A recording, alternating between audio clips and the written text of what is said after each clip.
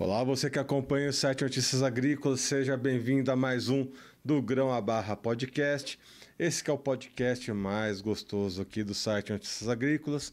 Afinal de contas, falamos sobre o mercado de cacau e também o setor de chocolates, em especial aqueles chocolates mais artesanais, de alto valor agregado, chocolates que são feitos de duas formas principais, né? Desde a árvore até a barra de chocolate, numa modalidade também conhecida como Tree to Bar, que em inglês significa exatamente isso, né? Da árvore até a barra de chocolate. A outra modalidade é o Bean to Bar, que significa isso, são as amêndoas de cacau selecionadas, né? Amêndoas de alta qualidade. E aí são mestres chocolateiros, especialistas que vão ali buscar essas amêndoas e transformar em barra de chocolate. Ou seja, bean to bar, que em inglês também significa isso, né? Do grão, né? Ou da amêndoa até a barra de chocolate. Hoje a gente vai contar mais uma dessas histórias que tem sabor de infância. A hora que eu ouvi já me deu uma baita de uma lombriga.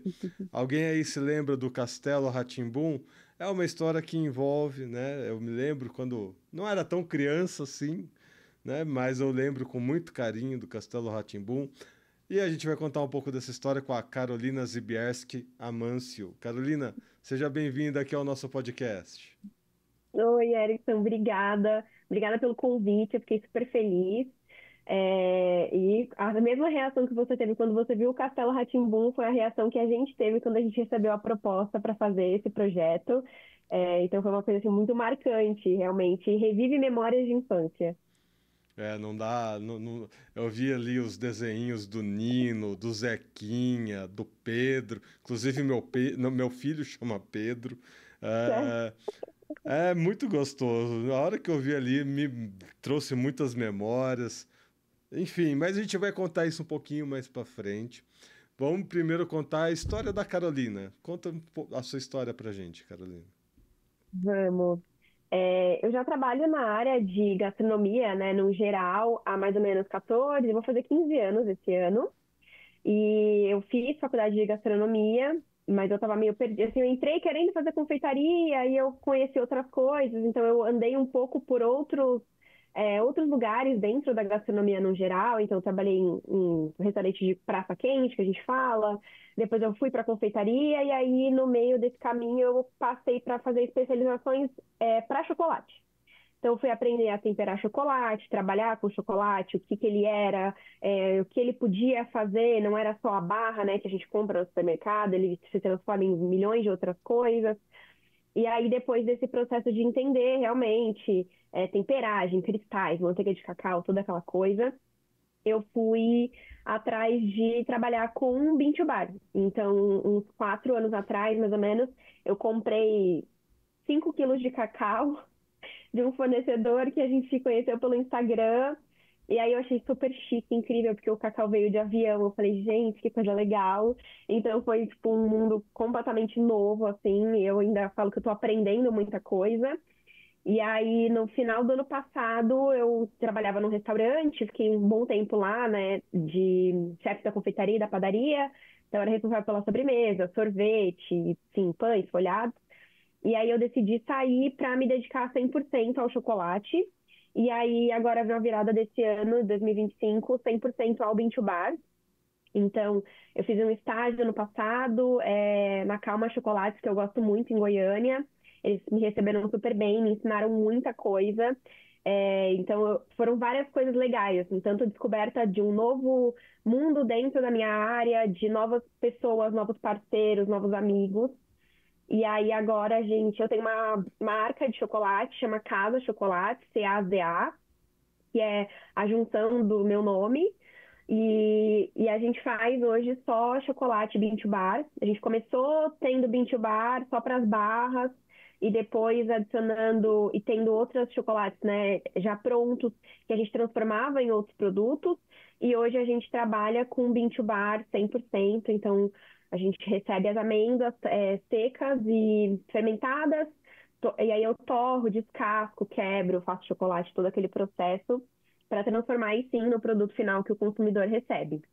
Então, essa história aí tem 14, 15 anos de gastronomia, tem 8 anos de confeitaria e de chocolate, assim, a gente já tem 6 anos, mais ou menos. Acho que junto com a confeitaria aí já entrou o chocolate. E o Bean to Bar agora a gente está 6 meses. Estamos recém-nascidos. Bom, Carolina, um pouco da sua história aconteceu ali na Baixada Santista, né? Que eu via um pouco da sua história. E você agora está indo para São Paulo. Isso me bateu também em algumas questões que eu mesmo tive, né? Questões que outras pessoas conversando sempre acaba vindo esse assunto. O quanto trabalhar em São Paulo tem suas particularidades.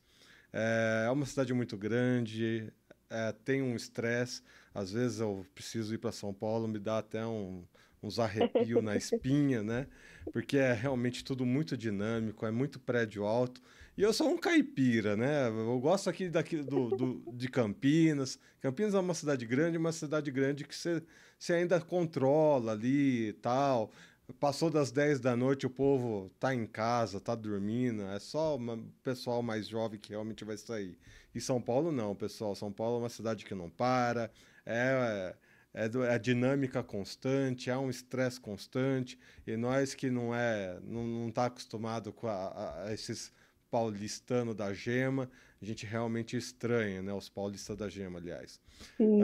Você que saiu lá da Baixada Santista, tá em São Paulo, né? Abriu ali uma fábrica, né? Tem um espacinho da casa em São Paulo. Como é que você sentiu essa dinâmica paulista tão intensa?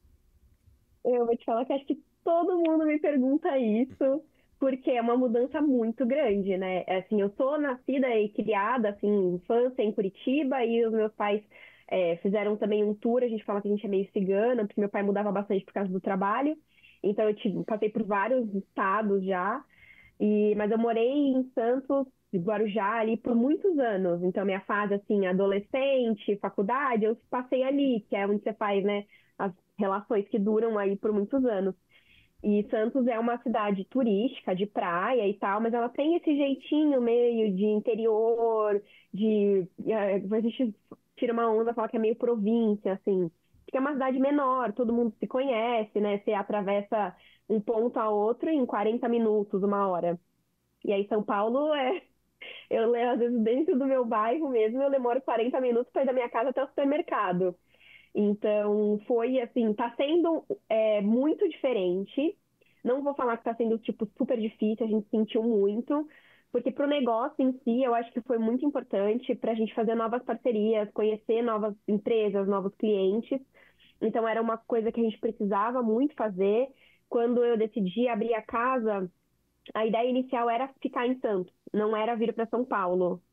E aí, nesse imóvel que a gente está, a gente recebeu uma proposta, né? Ele é uma casa que ele tem 2 negócios, a gente e uma outra loja. E aí eu achei que era mais vantajoso a gente vir para São Paulo, justamente por isso, porque é um mercado muito aberto, né? São Paulo tem muita coisa, mas também tem muita gente consumindo. Então a gente achou que as chances de crescimento seriam melhores em São Paulo do que em Santos.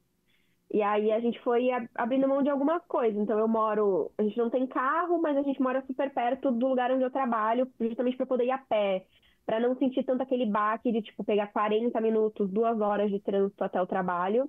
Então a gente foi fazendo algumas é, exceções de certas coisas que eram mais importantes. A gente também escolheu um bairro mais tranquilo, que é mais residencial do que um bairro centro, né? Pinheiros ali, que é super comércio, para a gente também atender esse pessoal aqui do bairro. Então, assim, foi uma mudança muito grande, né? Imagina, eu mudei de emprego, abri uma fábrica, eu mudei de casa, isso foi tudo ao mesmo tempo, mas a gente não se arrepende, foi ótimo. Trouxe várias parcerias, o Castelo rá tim até é uma delas, mas é muito diferente, assim, é completamente diferente. É outro público, a gente sente muito isso também. São outros tipos de cliente.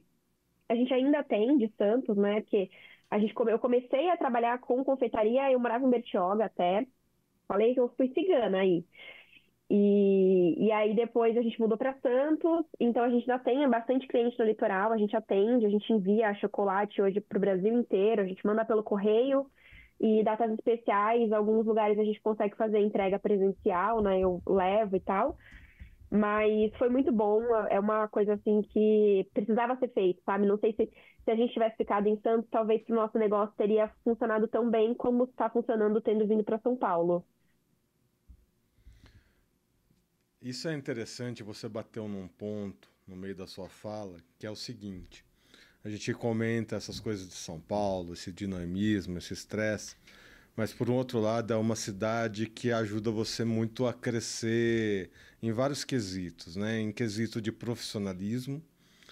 E Sim, imagino que para a gastronomia seja até um desafio, né? Esse crescimento de profissional e também de criatividade, porque São Paulo tem muitas opções gastronômicas, muitas opções para chocolate, para confeitaria, enfim. E eu fico imaginando, e vendo aqui o seu Instagram, eu imagino que você tirou um pouco isso de letra, porque os seus bombons, né, os chocolates que você faz, tem umas cores diferentes. Pessoal, é assim, é comer com os olhos, realmente. Tem cores diferentes, tem métodos diferentes. Como que você pegou essa criatividade e uniu a esses desafios que São Paulo traz e tudo mais, né? Como é que você uniu aí o útil ao agradável? ai, obrigada pelo elogio, fico muito feliz. Sempre fico feliz quando as pessoas olham o nosso trabalho, né, nas redes sociais, enfim, nos aplicativos de delivery, e ficam encantados com as fotos, com o que ele é ali, e aí tem vontade de consumir. É uma coisa que sempre deixa a gente muito feliz e, tipo, tendo certeza que a gente está no caminho certo. Uma das coisas que eu queria muito trazer para a marca era que fosse um chocolate feito de uma forma artesanal, né? A gente não usa nenhum tipo de conservante, nada do tipo. Que a gente trabalha com microlotes, então não é uma produção gigantesca. A gente fala que a gente é uma fábrica, mas a gente é uma microfábrica. A gente não tem equipamentos gigantescos nem nada do tipo. É um espaço pequeno. Então, a gente queria aliar um bom produto de sabor, de textura e também que ele tivesse um visual que encantasse a pessoa que estivesse comendo. Então, antes de eu trabalhar com o Bincho Bar, eu já trabalhava com os bombons pintados à mão, né, os coloridos artísticos, e a gente comprava um chocolate é, e transformava ele nos bombons. Então, quando eu comecei a passar a trabalhar com Beach Bar, e a gente veio para São Paulo também, foi uma coisa que me pegou muito, porque em São Paulo tem muitas empresas que fazem isso muito bem, e aí a gente precisava se destacar de alguma forma. Então, além da gente colocar o Bean to Bar dentro dos nossos bombons, por exemplo, que é um produto que a gente vende super bem e todo mundo fica encantado, porque realmente as pessoas acabam comendo com os olhos, a gente colocou o nosso chocolate, o Bean to Bar, no bombom. Então a gente trouxe uma coisa que as pessoas, muita gente fala pra gente, eu olhei o seu post e antes mesmo de ver o nome ali, eu já sabia que era você, que era da sua marca, com um sabor incrível que é muito único, porque acho que o Bean to Bar tem muito disso. Quando você cria o seu chocolate do zero, ele tem um sabor que você coloca ali, aliado com da onde aquele cacau vem, né? Todas essas coisas que você consegue fazer transformando uma amêndoa num chocolate, que é um produto incrível. Então a gente quis puxar muito isso. Os nossos bombons, se ele é de framboesa, você vai comer, ele vai ter gosto de framboesa. Se ele é de gergelim com chá preto, ele vai ter gosto de gergelim com chá preto. Então foram algumas coisas que a gente queria muito aliar. Ele ser vendido com o sabor que ele realmente tem, quando você come, você sente aquilo. Então são sabores muito presentes e não tem nenhum tipo de tipo,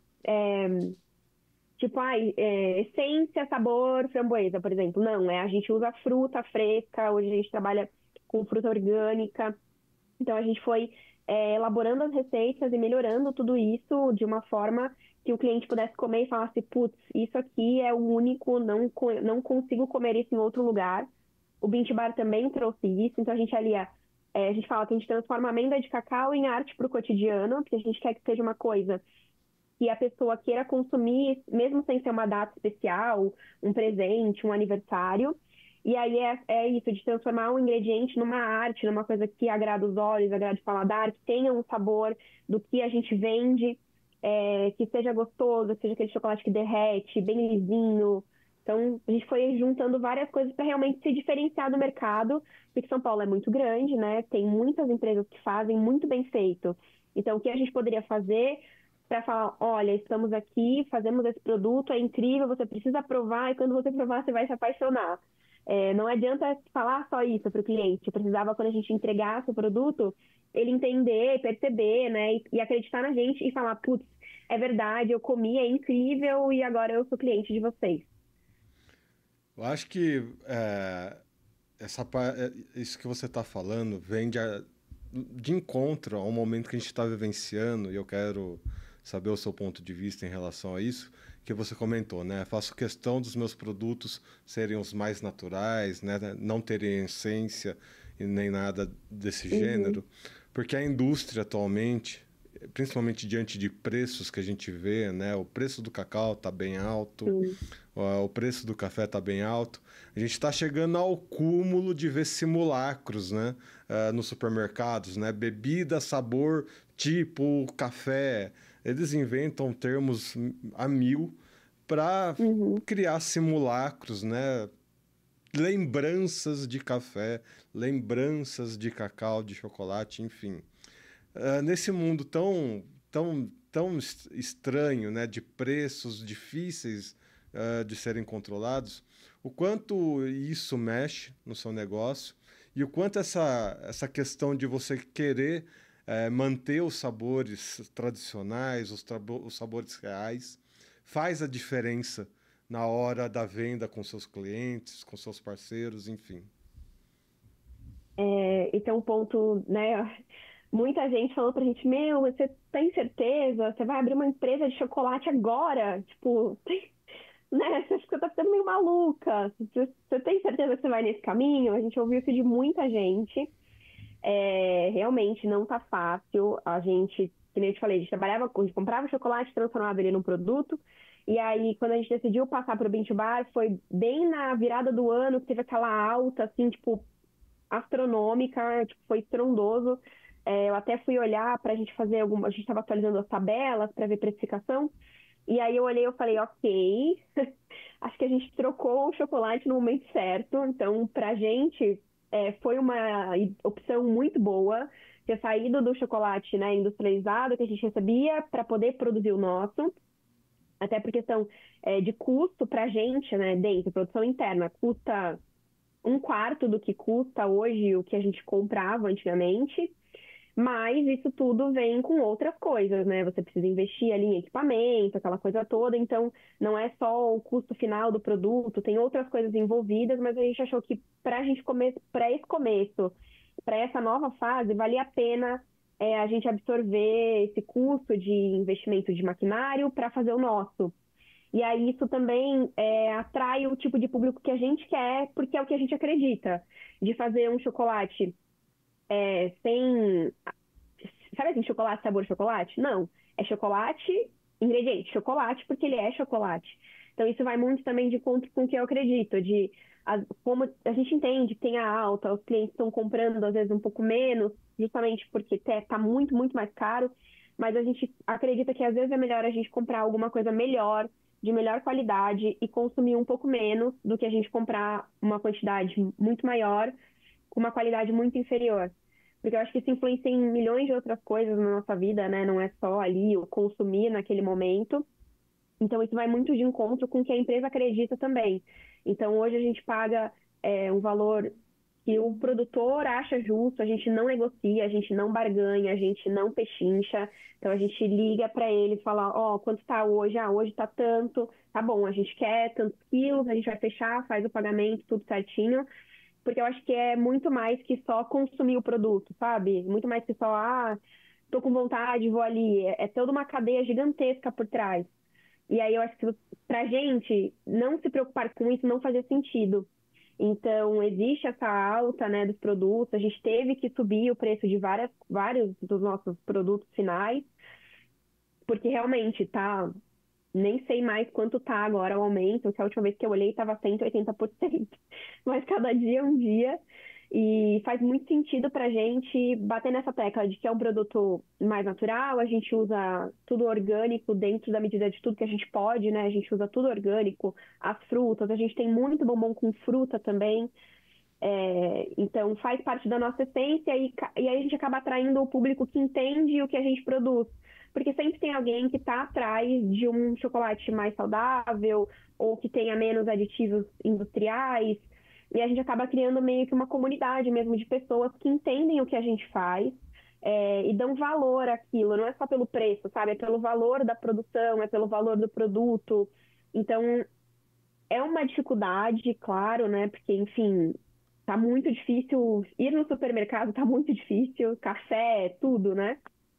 Mas a gente achou que a gente foi devagarzinho criando ali uma comunidade de pessoas que entendem o que a gente faz e dão valor para isso, e aí faz a gente conseguir continuar mantendo a empresa, entregando isso que a gente acredita que deveria ser um mundo melhor, onde a gente consegue pagar melhor os fornecedores, que é um trabalho muito difícil, não é fácil, é tudo feito manualmente. Então a gente continua nessa saga aí. Pode ser muito idealista da minha parte, mas enquanto a gente puder continuar caminhando nesse lugar, a gente vai. Eu acho que faz muito sentido, viu, Carolina?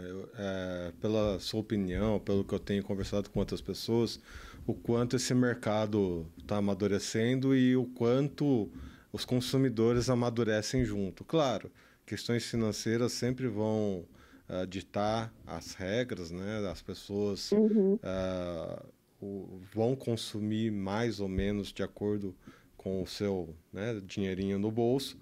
Mas quanto mais você amadurece, eu falo por mim mesmo, depois que eu entrei no mundo do Bean to Bar, qualquer outro chocolate industrial, assim, de outra qualidade, eu já fico meio triste quando eu tenho que comer um deles. Mas Sim. enfim, faz parte da vida, a banda toca conforme a vida vai andando. Agora vamos entrar num outro assunto aqui, né, que é essa questão, né, do Castelo rá tim Como é que esse projeto chegou até você? Como é que foi desenvolver um chocolate para esse, não é desenho, para esse programa infantil tão querido? Foi uma coisa muito marcante para a gente, porque a gente estava em Santos ainda, e aí a nossa obra começou 27 de agosto de 2024. Então, a nossa obra demorou uns 15, 20 dias. No meio da obra, a gente começou a desenvolver essa proposta, porque a gente entrou em contato com a assessoria de comunicação que cuidava da exposição. E aí, numa conversa com eles, eu falei, então, se a gente desenvolvesse um chocolate temático, né? Tipo, remetendo a chocolates que já passaram pela nossa história, né? Eu sou da época do Surpresa, chocolate da Turma da Mônica, que são coisas que marcaram muito, a gente sempre lembra. Até agora a Nestlé relançou o chocolate Surpresa, uma nova versão. E aí a gente veio com essa ideia, falou, vamos fazer uma coisa temática, que tivesse um card dentro, colecionável, que a pessoa pudesse comprar vários chocolates e guardar os cards. E aí eles adoraram a ideia, a gente levou várias amostras, a gente levou bombom, a gente levou barra, e aí a gente estudou o que funcionaria melhor, porque a loja é uma loja pequena de souvenir no final da exposição, então tem outros produtos também, porque são várias coisas, né? Não é só tipo, desenvolver e vamos aí.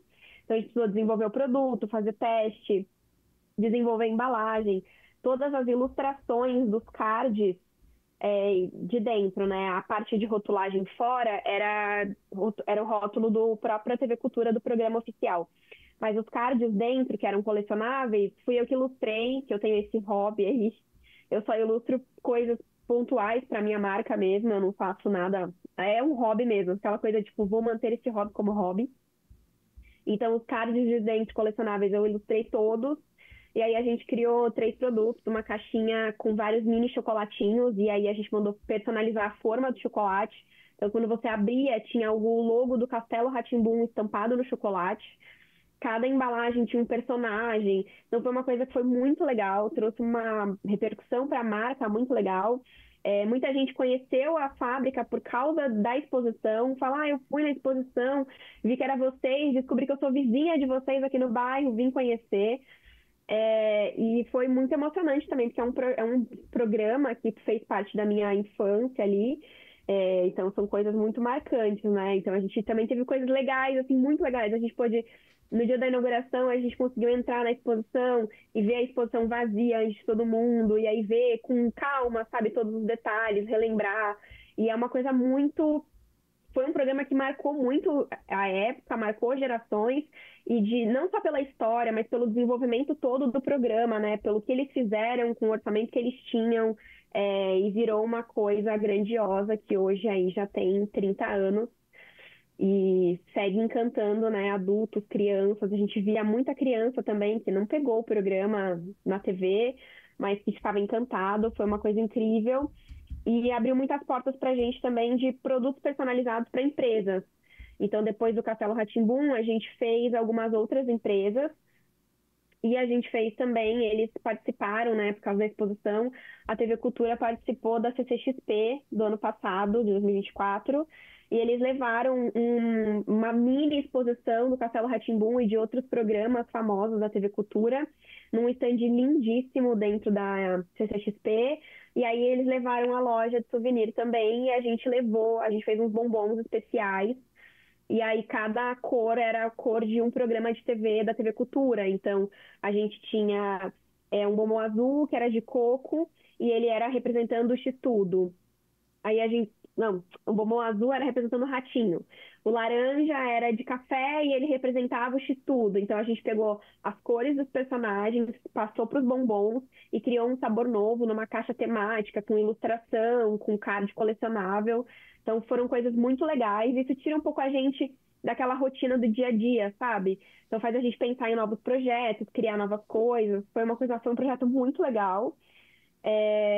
Inesquecível.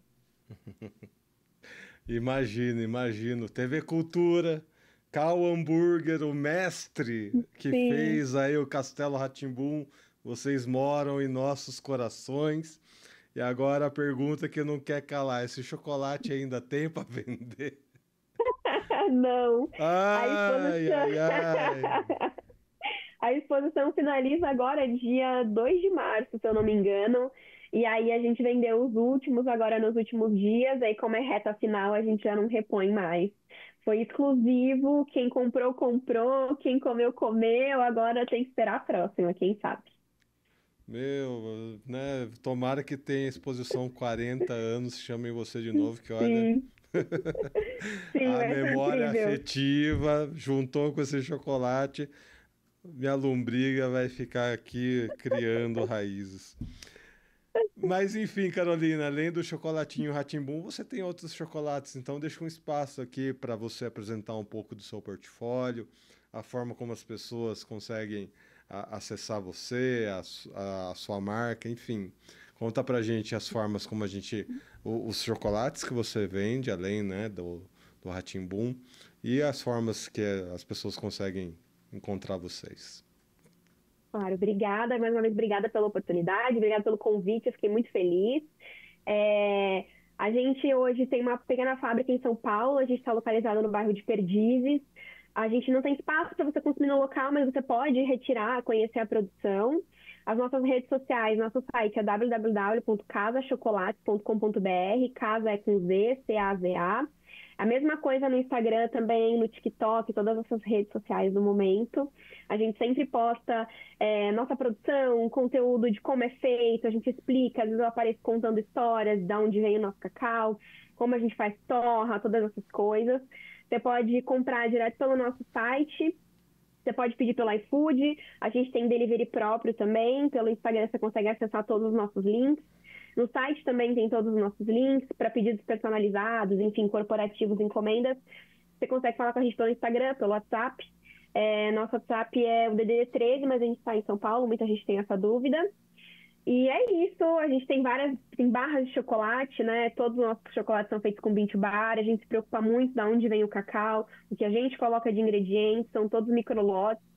Então é uma coisa muito cuidada, muito exclusiva, muito pensada mesmo para que seja uma experiência legal para o cliente, de visual, de sabor, de aroma, de tudo, de embalagem.